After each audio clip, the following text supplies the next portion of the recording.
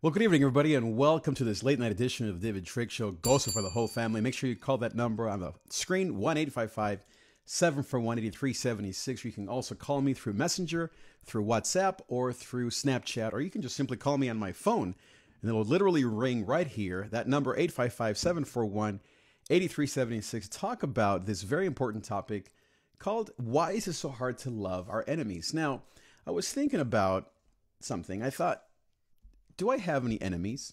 And at first I thought, I don't have any enemies. I mean, isn't that kind of like a horrible thing to say, that you have enemies, that there are people that you hate? I mean, an enemy, right? It's a pretty big deal to say I have enemies. It's someone that you hate. And so who likes to acknowledge that you feel this way about somebody else?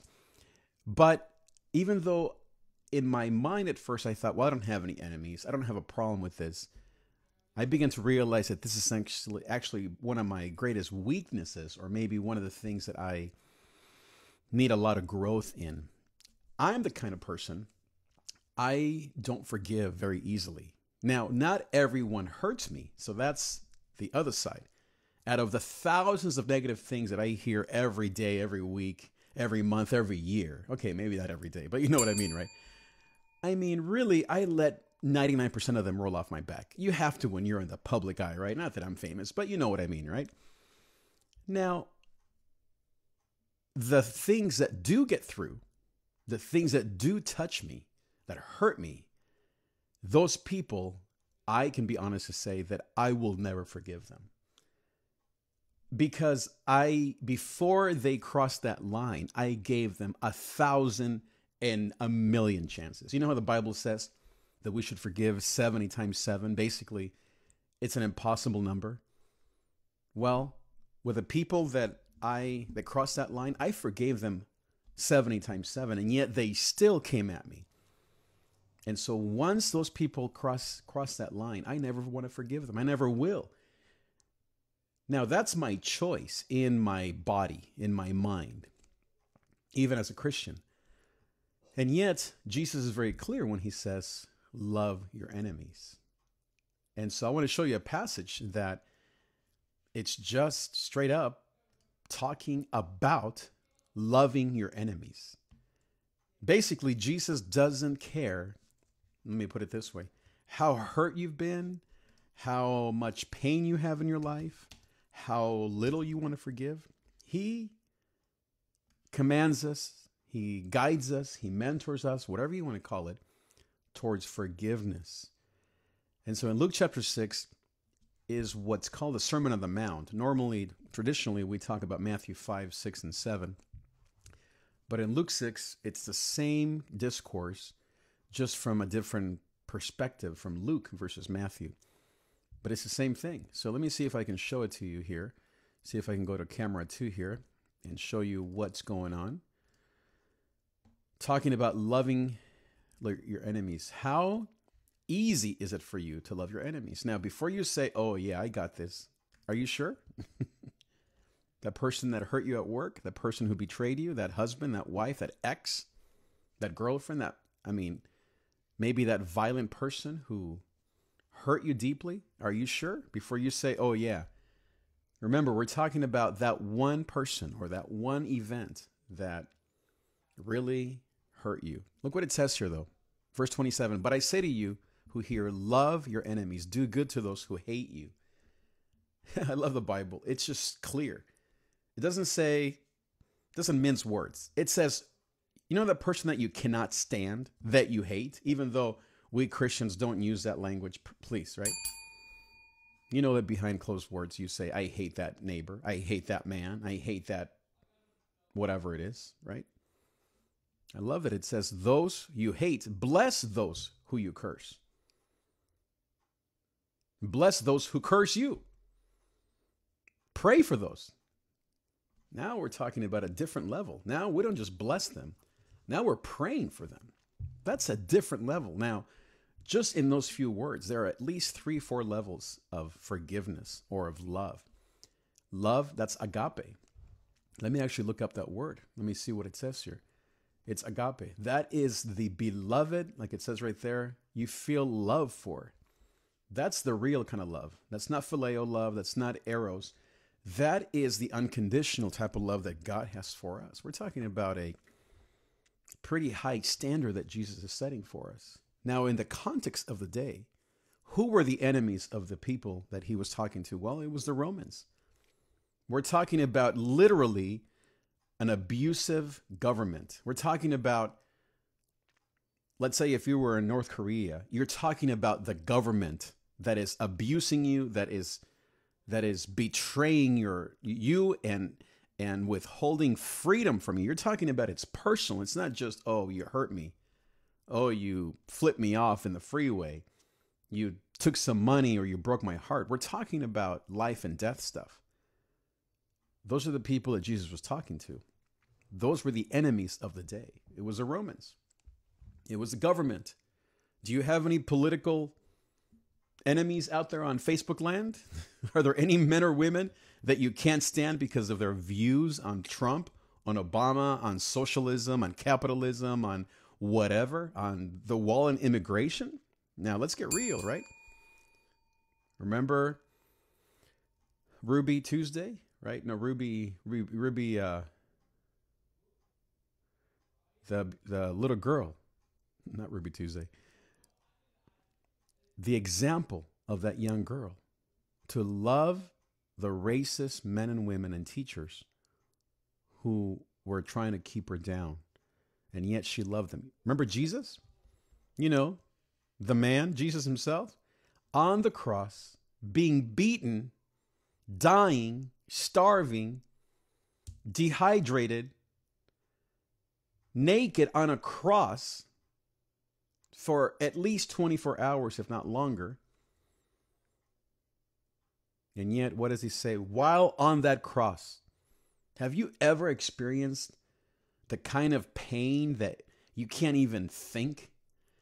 I don't think we can even imagine what Jesus was feeling at the time. But just put yourself in his shoes. And yet, on the cross, what did he say? Forgive. I forgive my enemies. That's pretty amazing. That's pretty divine type stuff. What about the rest of us? Let's keep reading here. What does it say? Let's go back to the text. What does it say there in verse? Let's see if I can move this a little bit so you can see it a little bit clearer. There we go. A little better right there for you. Let me actually make this a little bit better for you so you can see it. It's a little bit too... Let's see here if that helps. That help a little bit? Okay, maybe it does. Maybe not. Let's see here. Okay. Anyway, but I say to you, love your enemies, bless, and look at the examples that Jesus gives. This is, again, where the rubber meets the road. Don't say, oh, I don't hate anybody. To the one who strikes you on the cheek, have you ever been physically abused? Offer the other also. Impossible, right? I'm not advocating that if you were abused that you go back and get abused again. But there's something to what Jesus is saying here. To the one who strikes you, it's physical, it's violence. Offer the other also. From one who takes, now we're talking about property, about theft, about people who steal. Have you ever had your purse stolen in the car? I mean, in the bus or in a taxi, or maybe you left it at the store and somebody stole your wallet. Have you ever had your identity stolen? You remember how that felt? Anybody ever break into your house, your apartment? Anyone ever steal your dog or your car? Okay. So it says, to the one who strikes you, to the one who takes away your cloak. So now we're talking again, civil liberties. Do not withhold your tunic either. Now, verse 30 talks about giving. Because normally when you get beat up like that, meaning where you feel abused, what happens? You say, I'm never giving my money away to anyone, right? That's what normally happens. And yet look at verse 30. Give to everyone who begs from you. What? Even though this neighborhood is going down the drain, I'm going to give after all these people have done to me to hurt me? Give to everyone who begs from you, and from one who takes away your goods. Again, theft. You're talking to, is Jesus saying that we should give to those who abuse us? These are just examples. From one who takes away your goods, do not demand them back. And as you wish that others would do to you, this is a golden rule, do so to them. And that's really the crux of the matter. You know how much you love your stuff, right? Don't you love your car? Don't you love your bed? You love your phone? What would you ever do if you lost your phone? Or even worse, if somebody stole your phone? I don't know where. At the mall, I guess. At a restaurant. I'm not sure who steals phones these days. But imagine if you lost your credit card. If someone stole your credit card number. It says here, as you wish that others would do to you. What would you want them to do? To give you back your stuff? To put maybe a little extra cash in there for good measure? Maybe for, what do they call that? Suffering and something, long and suffering, whatever you call that.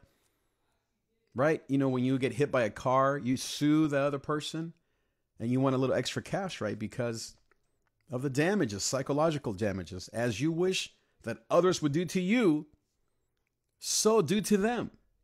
If you love those who love you, and this is Jesus is just, he's rubbing it in. People say, well, I love everyone. What does he say? If you love those who love you, oh, you're talking about you love the people that you like. Oh, that's what you mean. No, no, no. Jesus says, it's not what I'm talking about. I'm talking about the people that you can't stand. You know that person that you call a racist? You know that person that is a racist? You know that person that you didn't vote for? You know that person that you call homosexual or even worse? You know that person that you call African American or Mexican or even worse? You know that person. Yeah. I'm not talking about the people that you like. Everyone who likes your Facebook post. Jesus is saying, no, I'm not talking about those people. Anyone can love those people. That's what he says in verse 32. If you love those who love you, what benefit is that to you? Even sinners love those who love them. In other words, it doesn't take godliness. It doesn't take spirit. It doesn't take anything special to love people that are just like you. Your friends, people your age, people in your neighborhood, people that go to your church, your 2-3 friends you've known for 40 years. Everyone loves people that like them or that are like them. Verse 33, and if you do good to those who do good, again, he's repeating the same thing. So what, he's saying? Even sinners do the same thing. If you lend to those whom you expect to receive, so what? Even sinners. So he's just rubbing it in. He's saying, let me just get clear. We're not talking about the people that you get along with. That's not what I mean. Because, again, people say, oh, I don't have a problem with anybody. I love everybody. Oh, yeah? You love that gay neighbor down the street that you say all these horrible things about?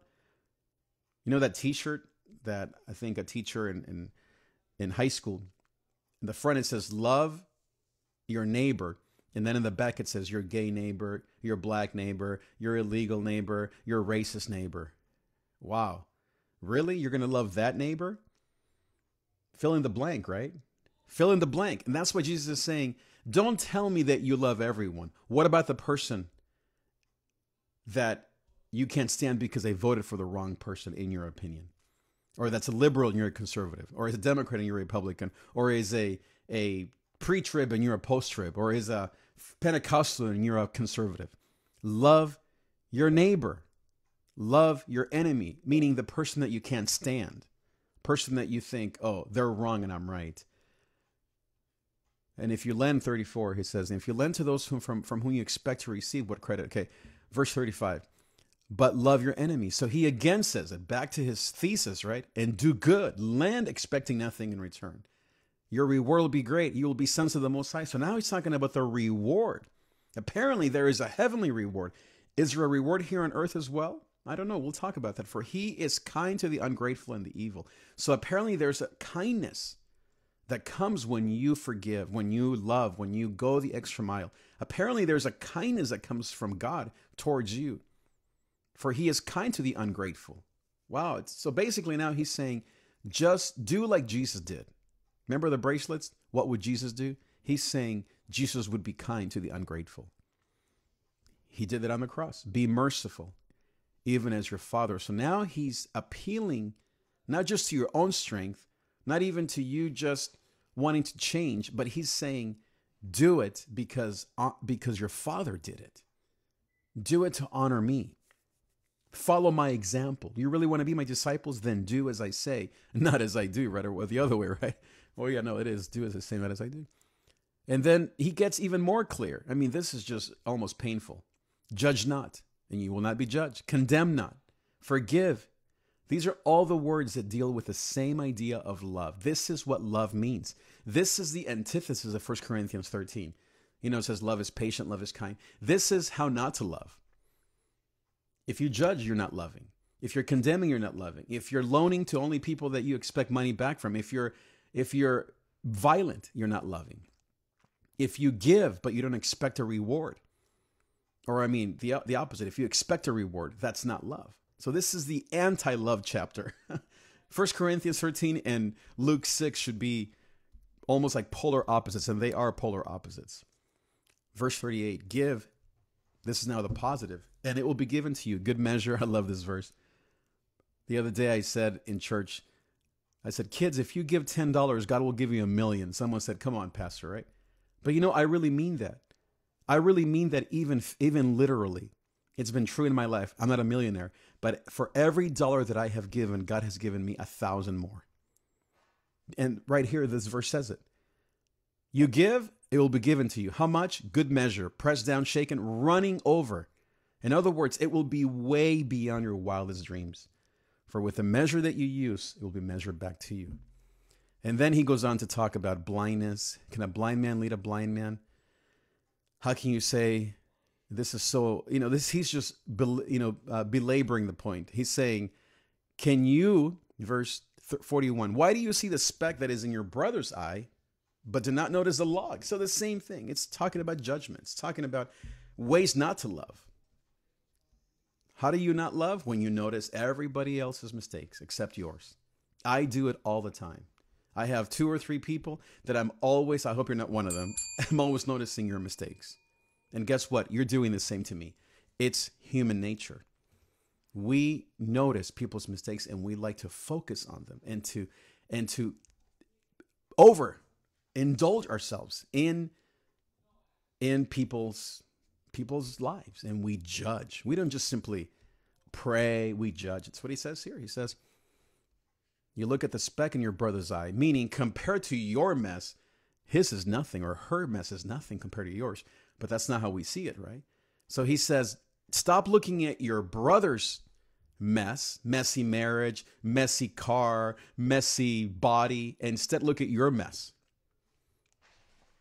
And he says, how can you say, look at the speck in his eye when you yourself don't see the log? So there's a multiplicity that happens there. When you yourself do not see, you hypocrite. I mean, straight up. Finally, Jesus just calls it like it is. You're just a hypocrite. That's what you're being. That's what we're being when we judge. We're being hypocrites. First, take the log. And now this is what you should do. It says, well, then remove the log from your eye. Not so that you can judge even more, so that you can then see clearly and take out. Oh, man, this is so powerful. Normally, when we work on ourselves, it's so that we can feel even better, right? And judge even more. But Jesus says, take the mess out of your own so you can actually go and help your neighbor. For no good tree bears bad fruit, nor again does a bad tree bear good fruit. He just keeps going on and on. I mean, this is overkill, but this is how hard-headed we are. We don't get it. We think, I love everybody. I don't judge anyone, right? You ever hear people say, have you ever said that? Of course we have. I have. And that's why Jesus is just going on and on saying, you need to wake up here. And then verse 49, but the one who hears and does not do them, meaning do what I'm saying. He tells the story of the person who listens and say, oh yeah, I'm good with that. He says, are you that guy who says, I got this? You're like a man who builds a house, digs deep, lays a foundation, but you lay it on sand. And so when the storms comes, boom, your life is a mess. So I want to give you a few tips, a few things to do here. So just some summary statements. Why don't people love their enemies? 3 P's. Maybe you want to write these down. Why don't people love their enemies? Because it's personal, because it's painful, and because you want to punish people. Because it's personal, painful, and punish. So the reason why we don't love our enemies is because it's personal. That person hurt you.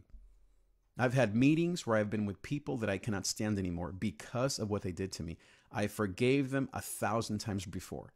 But finally, they did it to me one last time and I was done. It's personal. That's why we don't forgive. Because it's personal. It's not just you're randomly being mad at the world, right? It's something happened. Second is it's painful. You might be violent, you might run away, you might act like a victim, but at the end of the day, you're in pain, and that's why you're coming out strong. It's painful. The things that I've gone through are painful. They wounded me. Some of them literally almost, I would say they almost killed me, sure. They were so hard on me that they could have killed me. Let me put it that way. They could have killed me. God was just too gracious. And the support of my family and my wife was too good for things to kill me. But it could have, because things are painful, right? You've been through things that were so painful that you cannot ever, and let me just say this, I'm not advocating that you forgive someone who raped you, or someone who killed someone in your family, or a husband who left you and didn't help you out. I'm not talking about some sort of flippant love. We'll talk about the levels of forgiveness and the levels of love here. And then number 3 is because you want to punish. The reason why you don't forgive or love is because you want to punish them. And you feel that by holding back let me put it the other way, by hating them, you are punishing them. By you having ill will towards them, not 24/7, but when the name comes up or when the anniversary comes or when you remember, you're not just not loving them, you are hating them again, again, and again. Now, why forgive? I want to give you a few reasons. I have 2 reasons. Well, first, because it gets worse. Have you noticed how when you don't forgive, it only gets worse? A lack of forgiveness becomes hate, becomes violence, and eventually just becomes complete and utter disaster, a disaster in your life primarily. And then second, it eats you up. And that was my point. Why forgive? Because it eats you up. When you don't love, it eats you up. Some people manage it through drugs, alcohol, eating. You may hide it, but that pain will wait for you, as my therapist would always tell me. And then I have a third one, because it traumatizes us. Why forgive? Because otherwise, this will eat you up. Now, how do people not forgive? Okay, so I mentioned some of these earlier, but how do we not love? Okay, because we say, oh yeah, I love everybody. Well, let me give you some things. Well, when you judge, when you are violent, or when you're prideful. Those are the 3 main ways in the passage that we just read where you show your lack of forgiveness. When you judge somebody else, when you delineate lines between you and somebody else based on preference or based on even their actions. Again, I'm not judging your feelings. I'm just simply trying to bring out the reality of this. When I think about the people that I can't stand, it's because of pain, because of all the things I've mentioned. And the way that I don't forgive them is I judge them. I think less of them. Second is pride, or actually that's 3. Number 2 is violence. And it doesn't have to be physical violence, although have you ever watched Jerry Springer back in the day or whatever it is these days? I mean, people get violent. High school, middle school, college even, adults, my goodness, domestic violence is real. It's because of this very problem. We're talking about not loving your enemies. Now, we'll get to the last part about what does loving your enemies look like. I'm not talking about just letting people walk all over you. Let me get to that in a second. And then pride is when you think that you are better than somebody else, whether it's racism, whether it's gay, lesbian stuff, whatever it may be. Anytime that you feel that you're superior to somebody else, that you are better than them, that's a lack of love, because reality is that you're not better than anyone. You just think you are. Now, let's get to the heart of this. Is how then do we love our enemies? I believe there are 3 levels. Actually, I have 4 here. Give you a bonus. Number 1 is, here's the first maybe baby step. Don't wish ill on them anymore. You may not be at a place like Jesus was, hanging on a cross, or Mother Teresa, or Martin Luther King, or Ruby Bridges. That's what it was. But maybe what you can do is just stop wishing ill upon them. And this is personal to me. There are people in my life that I probably will never, quote, love or forgive. But what I can do, this is something I'm just being honest with you, I can maybe stop wishing ill upon them. And for the most part, I have stopped that. I don't think I have any, quote, enemies anymore that I wish ill upon them. I used to, but I don't think I'm there anymore. Number 2, seek to understand their perspective, their point of view. Put yourself in their shoes. This is something that no one does anymore. If you do, I would love to hear from you. And how do you do that? Because there are people that do. But I think this is a lost art in the church, in society, goodness, online, about politics and religion. Oh my goodness. That t-shirt that I was mentioning, it says, love your neighbor. And then in the back, it says, your Muslim neighbor. How many people hate other people of other religions? I'm not talking about their beliefs or God or heaven or Jesus. I'm talking about they just despise them because they're terrorists, or because they're illegals, or because they're leeching off of the government, or because they're living in their mom's apartment. But again, if it's your kid, then it's fine, right? Because, hey, the speck in my eye, it's not that bad. But your speck, bro, That is a huge problem you've got there, brother, sister, right? That's how we talk to people. Seek to understand. I wonder why they are the way they are. Number 3, bless. I think this is what Jesus was getting to. To me, at the end of the day, what he's saying in terms of love, he's saying bless. Now, that is a divine level to me. That is another level. I don't think that's easy, nor do I think it's something you can just do overnight. And honestly, I don't know if I can ever do that with some people. Maybe with some, but not all. But maybe that's where you're at. Maybe it's time for you to bless that person. What does bless mean? It means that you pray for them. That's what Jesus said. Pray for your neighbors, for your enemies. Bless them. Give them something in return. Actually be there for them. And that only happens if you've gone through steps 1 and 2. And then the last step is restore that relationship. Now we're talking about you're going to that person or to that whoever it is, neighbor or ex or friend or enemy, and you actually interact with them and you're seeking now to restore. Now, we see this a lot on TV how many times have you seen the family and maybe the mom is distraught or maybe the dad is distraught, but the mom or maybe the daughter or the uncle shows up on TV saying, I forgive the man who killed my daughter, right? And you think, dude, how can you say that? I believe that some people have the gift of forgiveness. I don't think it's something that is spelled out in the Bible, but some people Martin Luther King, obviously Jesus. There are people, and maybe you are one of them, that has the gift of forgiveness, of blessing, of loving those people that hurt you. It's a spiritual gift. I don't have that gift. I hold on to stuff. Now, as I said, I don't hold on to junk, but when you finally cross me, I have a hard time forgiving. But I'm asking God to just help me not wish ill on people, or maybe move to the next level to seek to understand them. I would say maybe I'm in between 1 and 2.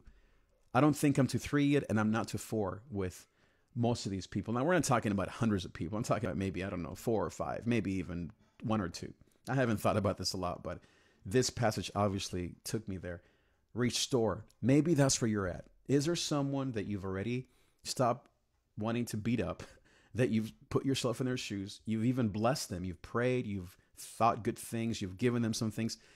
Maybe are you at the place to restore that relationship? And I think that's what God wants. That's what Jesus did on the cross. He died in our place to restore the hate that we had for him. And he then took the initiative and he gave up everything to forgive so that you would then be restored back to him. And that's the example that he gives. So leave me a comment below. Let me know how this short devotional maybe hits home where you're at. Let me ask you a question. Who do you need to forgive today? Who is your enemy?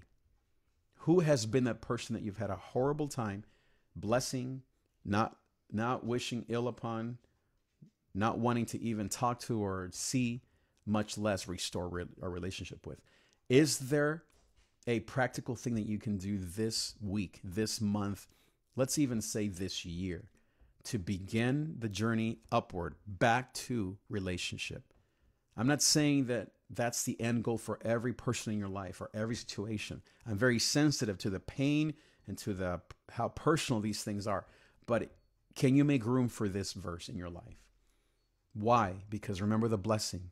Jesus says that he will then bless you in an awesome way. There's something divine because, again, Jesus did this. When you forgive your enemies, when you love those who you hate. Who is that person? Is it someone political? Is it sexual orientation? Is it their race? Is it their economics? Is it an ex? Is it someone at school? Is it a friend, ex-friend, someone who hurt you, who stole from you? Remember, this is not rocket science. It's very simple. It's very emotional for most of us. I know exactly who I'm talking about. I need to pray. I encourage you to do the same. What would God have you do? What would Jesus do? Do it for the sake of God's presence in your life. The more that we do this, the better we will be.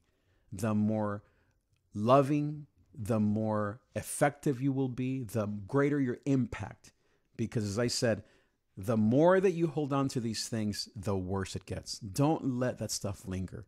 Give it to God. Let him work in your life. See him do great things for the glory of God. Thank you so much, guys. Leave me a comment below. Let me know how you're doing. Hasta la vista.